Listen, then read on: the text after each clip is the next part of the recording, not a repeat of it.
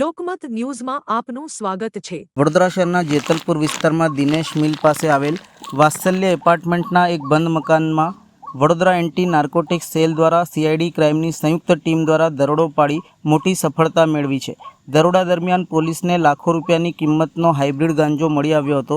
પોલીસે માદક પદાર્થ સહિત રોકડ રકમ અને અન્ય મુદ્દામાલ કબજે કરી વધુ તપાસ હાથ ધરી છે।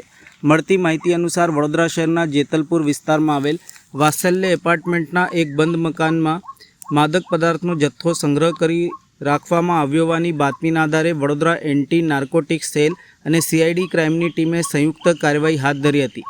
દરોડા દરમિયાન પોલીસે અંદાજે ₹86,31,000ની કિંમતનો 2.466 કિલોગ્રામ હાઇબ્રિડ ગાંજો ઝડપી પાડ્યો હતો। ઉપરાંત સ્થળ ઉપરથી 3,36,000ની રોકડ રકમ, ચલની નોટો ગણવાનું મશીન સહિત કુલ ₹89,69,000નો મુદ્દામાલ કબજે કરવામાં આવ્યો હતો। પ્રાથમિક તપાસમાં આ જથ્થો શાહિદ ખાન પઠાણ નામના આરોપી સાથે સંકળાયેલો હોવાનું સામે આવ્યું છે। પોલીસે આરોપી શાહિદ ખાન પઠાણને વોન્ટેડ જાહેર કરી તેની શોધખોળ શરૂ કરી છે। સમગ્ર મુદ્દામાલ અને કેસની કાર્યવાહી આગળ વધારવા માટે અકોટા પોલીસને સોંપવામાં આવ્યો છે। પોલીસ દ્વારા માદક પદાર્થના નેટવર્ક અને તેમાં સંડોવાયેલા અન્ય વ્યક્તિઓ અંગે વધુ તપાસ હાથ ધરવામાં આવી છે।